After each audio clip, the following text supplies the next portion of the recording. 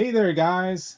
It's me again, coming at you once again with an action figure review. And today we're going to be looking at three Marvel villains. I wouldn't necessarily call these figures Marvel Legends. I'll get into further detail as to why. But the running theme for these villains, I guess you could say, is the color green, which is kind of appropriate given that 420 just recently passed by. Hopefully I'm not dating this video, but anyways, let's take a good look at our candidates, at our reviewees, if you will. And we're going to be looking at the Titanium Man from this Iron Man movie series way back from 2008.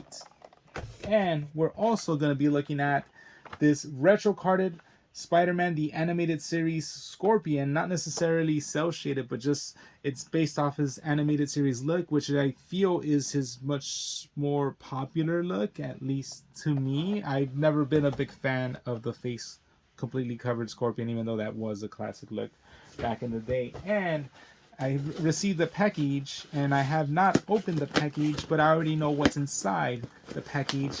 So let's just get it opened. Obscure the address, of course. And our final reviewee is going to be Baron von Strucker from the Marvel Legends Puff Adder Build-A-Figure wave. So yeah, let's get started right off the bat with the first figure in question, the one I mentioned, Titanium Man. And now, Titanium Man, as you could clearly see in the packaging, it says Iron Man, it says Marvel, Hasbro, 2008 Marvel Legends. So this is literally Hasbro acquiring the license from Toy Biz probably a year before. And so at the same time that they're churning out Marvel Legends, which let's be honest, that those early Marvel Legends by Hasbro were god awful. They were also pumping out a 6-inch separate line for I do believe they did the Spider-Man 3 line. I'm not 100% sure on that. I don't think Toy Biz ever did that. I think it was Hasbro that did that. For sure they did which is kind of weird because they did X3 figures in the Marvel Legends line, but then I guess when they got to this, they started doing just separate movie lines, and I don't know how far they went because I know for a fact they didn't do a Hulk line. They did a Marvel Legends Hulk wave, which was a Target exclusive. That's where you see the famous Fin Fang Foom Build-A-Figure, which took like about 12 figures to build. And so it was all over the place, to be honest with you. And I really don't know the quality of this figure right here. I'm going to be basing it off the fact that, you know, those early Hasbro Marvel Legends were kind of wonky. Kind of killed off the line for a while, to be honest with you. I want to say it kind of took 2 more years.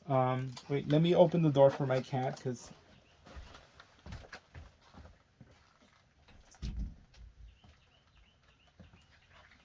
Okay. And I'm back. Anyways, I had to open the door for my cat. Anyways, so I want to say that the poor quality in the Marvel Legends figures led to the demise of the line for a while. And yeah, like there were certain 2-packs that were released in Toys R Us. I remember that, like the fan voted 2-packs, which was like, if I remember correctly, it was like Black Widow and Winter Soldier, Deadpool and Cable, and I think it was like Nick Fury and a Shield agent. You know, was it Nick Fury and Maria Hill? I don't know. Either way, where I'm getting at with this is that the Marvel Legends line was actually dead, and I'm gonna look at one of the figures that probably contributed to that, give or take. So we're gonna take a good look at it. But the thing is that before I get started, I know I've been rambling on and this and that. Before I get started with this, I do need to make a point that these figures have an action feature, and that was something that kind of came about from like the Spider-Man classics, the offshoots of Marvel Legends. Like X-Men started getting like their own Legends subset, but the thing about those X-Men Legends and the thing about Spider-Man classics at first were on par in articulation and sculpting with Marvel Legends, but then even then they just became just standard Spider-Man. And the thing is that they started becoming really gimmicky. So you started getting figures in like the X-Men Legends line and like the Spider-Man classics, which just became Spider-Man later on, that just had a gimmick. And I think the gimmick for this figure is the fact that it has a double concussion blast, whatever that is. So hopefully the action feature does not take away a lot from the sculpting and the articulation, because that's something that occasionally happens with these figures, with these Toy Biz and Hasbro Legends figures, that just for some odd reason had to have an action feature included with them. So let's hope that's not the case with this. But we're gonna open them up. I'm trying not to damage the card that much, because you know what, this is a really beautiful card. It's obviously a vestige of its time, you know. They don't make cards like these anymore, and I'm not trying to damage I'm not trying to damage it too much, and I'm trying to carefully open it in a way that it's not going to damage any of the components. So yeah, oh, I think I already failed at that. Okay,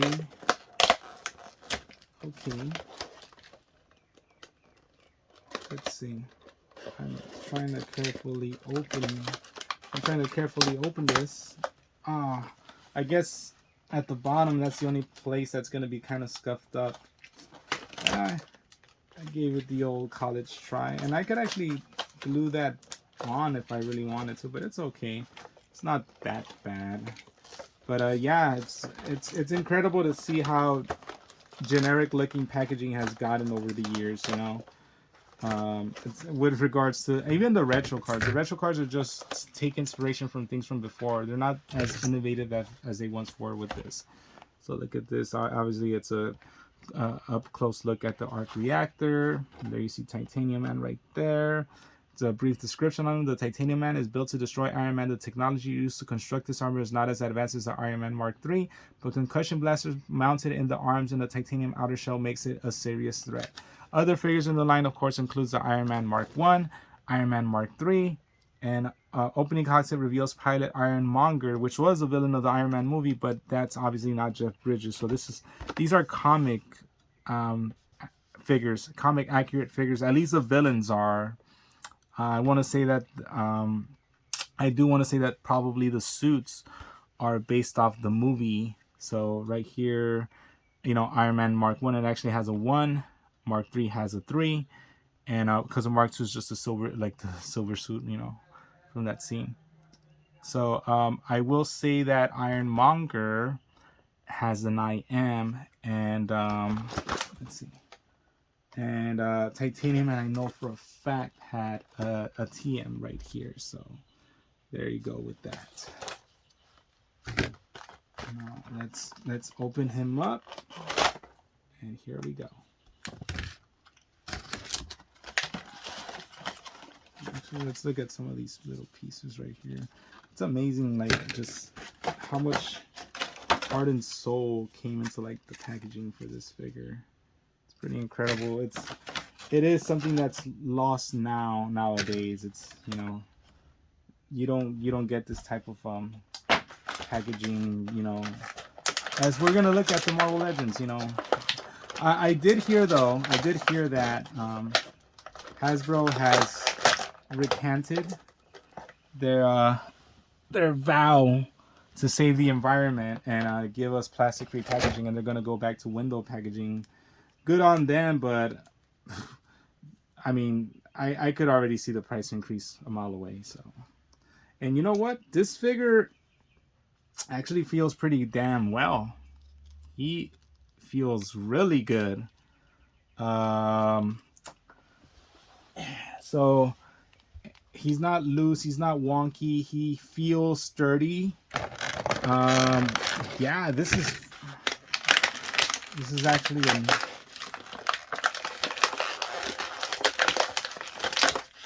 a pretty well built figure, if I do say so myself. I guess this attaches to the arm. The blaster attaches to the arm.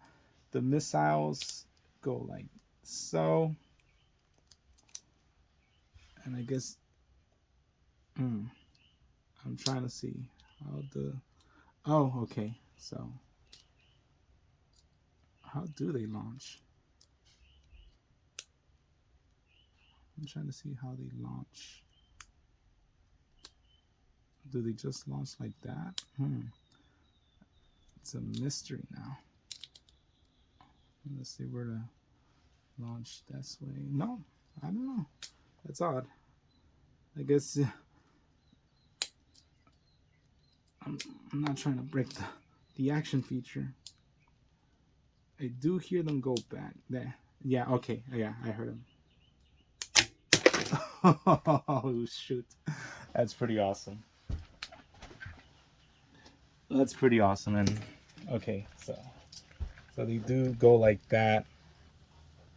It's pretty cool. And it's not something that's too obstructive. You know, sometimes on these figures you'll get something that just totally ruins the sculpting on the figure, and that doesn't seem to be the case with this guy. And I do like the paint job on him. It's vastly different from like the Crimson Dynamo, you know, Whirlwind. I mean, well, Whirlwind is also green, but I don't know. I just really like this look for Titanium Man.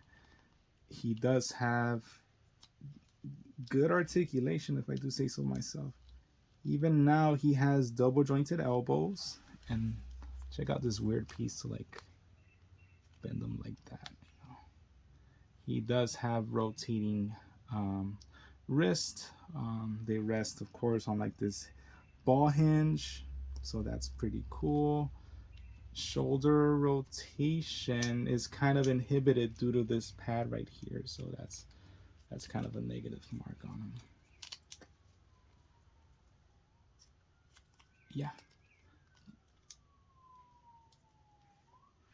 Yeah, hopefully you guys hear the siren.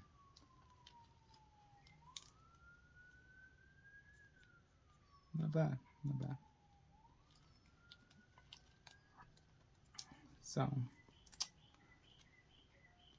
double jointed knees, they bend pretty well.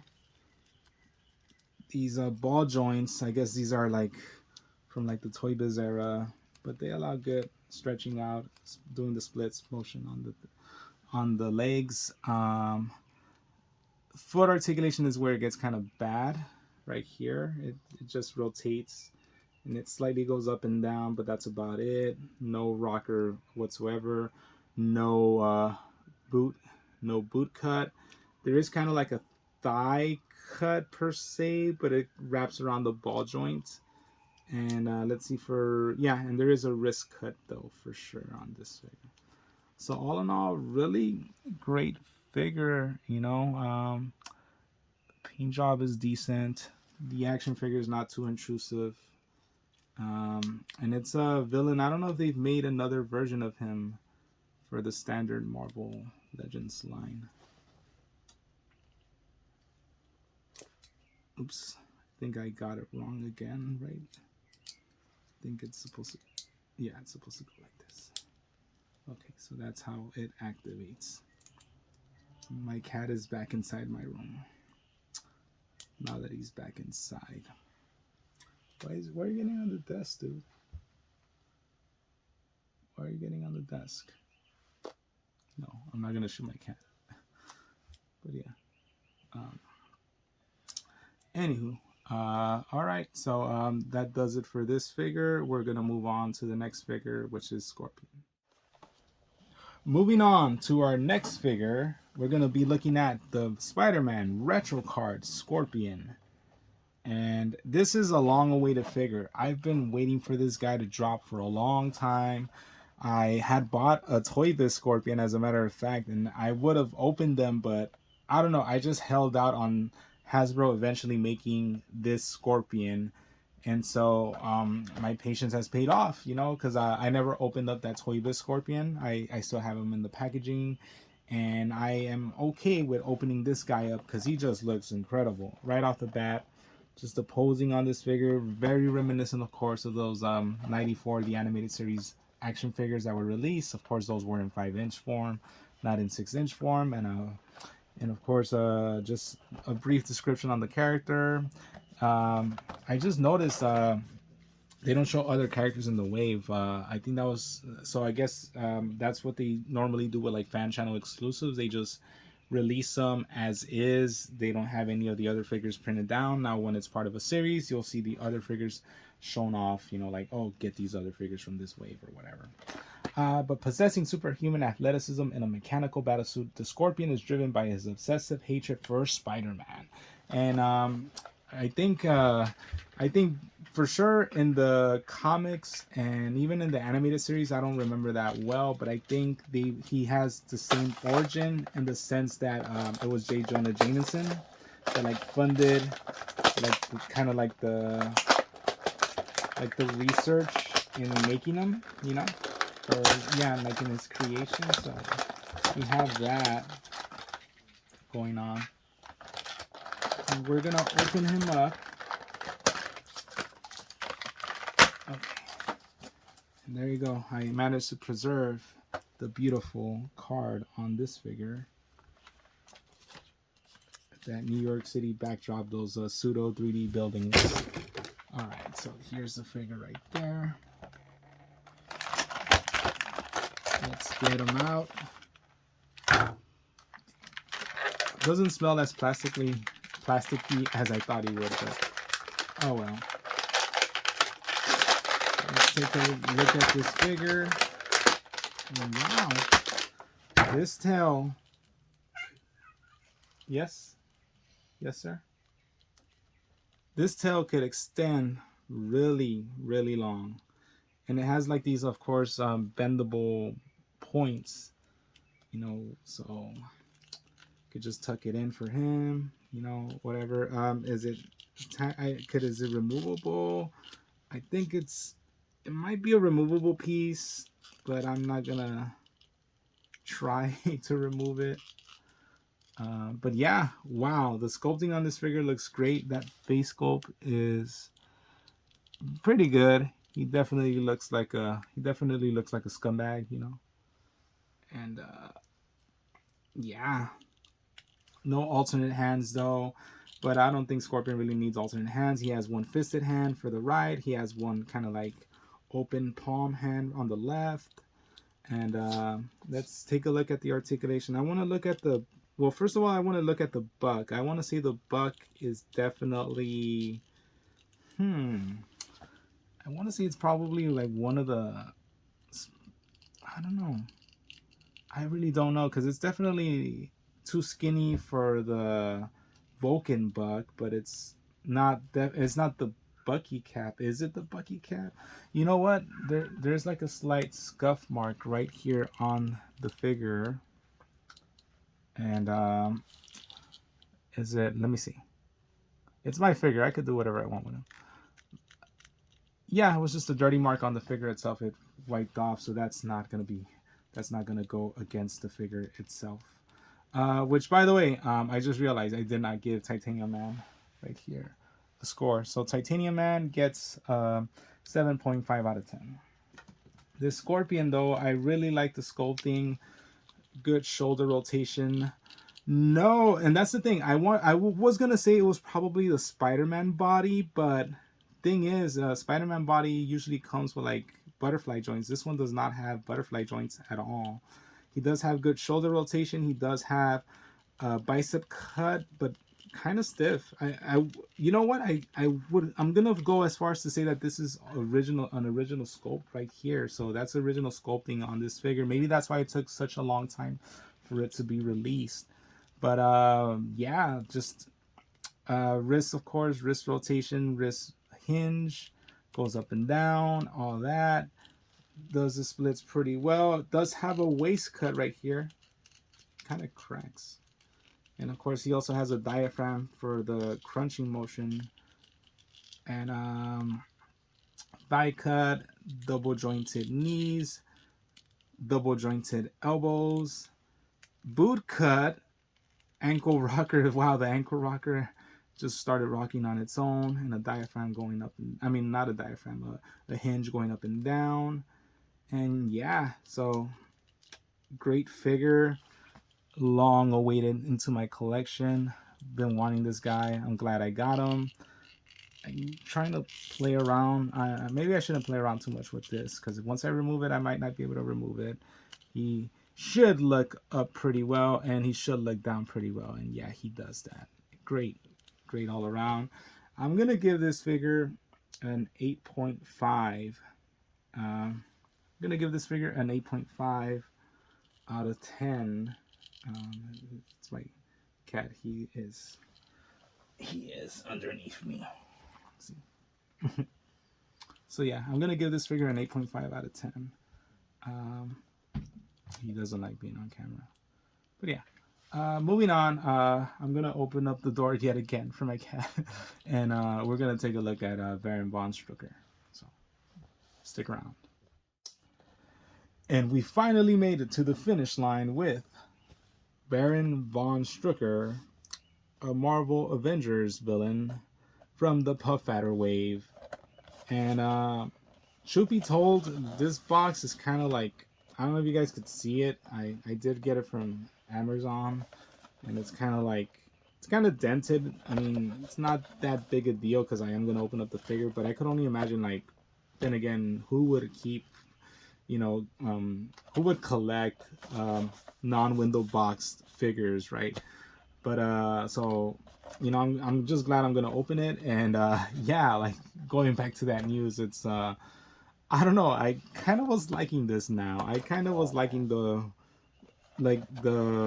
full-on non-windowed packaging, non-plastic packaging, because it just made it so much easier for me to just open up figures. And now I'm not gonna have that. So yeah, other figures in the line, which is even weirder because they're not even including like any photos of the figures. It just says Molecule Man, Baron von Strucker, Yelena Belova, Marvel's Wonder Man, Marvel's Orb, Ultimate Captain America. It's like, Jesus, like yeah, like, thank you for the action shot, and thank you for showing me Puff Adder. Thank you for this initial packaging on the character, and like same portrait on the side. But it's like, Jesus, like, yeah, like, it lacks the creativity that even what was it, wait, no, 2007, that even 15 years ago that had it. You know, it's like, I don't know what happened to the packaging on figures. They used to be so great. And I mean, I like the consistency of the Toy Biz Marvel Legends packaging, but then even before then, like for the Spider-Man classics, even before then for obviously the retro cards, a little bit after, you know, for like those waves I told you about, like the X-Men Legends, the Spider-Man, just general Spider-Man wave, like everything had uniqueness to it, you know. Look at Marvel Universe, like the packaging was just, it just stuck out. And compared to like the X-Men Origins Wolverine, you know, line, just look at I'm so impressed like how they managed to like cut out like Hugh Jackman's head or hair, and and made it part of the blister card. You know, it's like that. I don't know. I'm impressed by little details like that, and it's just, bam, you just get a box now. You know, you just get a action figure shaped box, and they just slap on all these logos, and they just do the bare minimum, and I don't know, it's just, it looks bad to me, you know. But I guess that's just my opinion. In the end, it's not about the packaging, it's about the figure. So let's see how the figure is. And he opens up.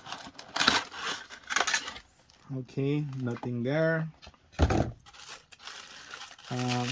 So here is the Puff Adder piece.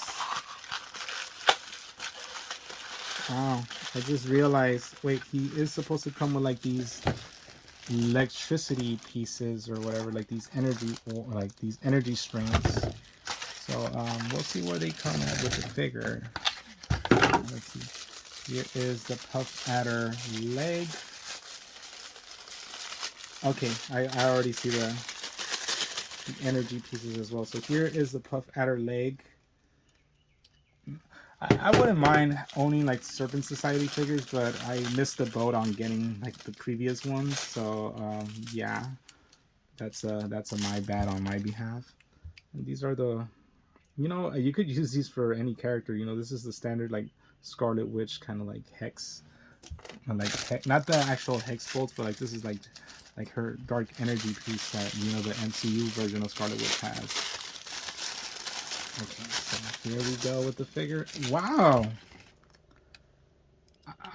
I will say though that the figure is painted excellent. The sculpting is pretty good. This is one whole piece, by the way. Like this top cloak and like kind of like these ribbons. Is that what they're called? Thingy.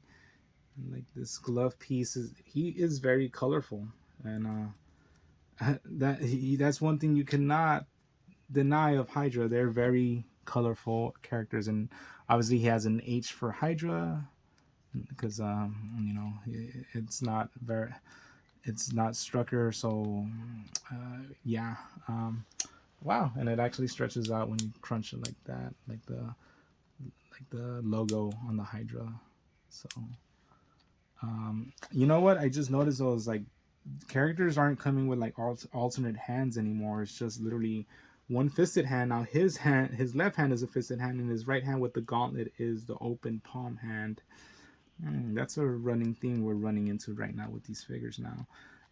This is definitely, for sure though, this is definitely the Bucky Cap body, and you could tell just for the fact that he has the peg hole in the back. You know, that's a dead giveaway that this is like Bucky Cap. But I mean, it fits him well. It fits Strucker well. You know, he is not the strongest of characters. I know they updated the Bucky Cap mold, and they're gonna release a new figure. I think it's like a Walmart exclusive or something like that, which is total BS in my view.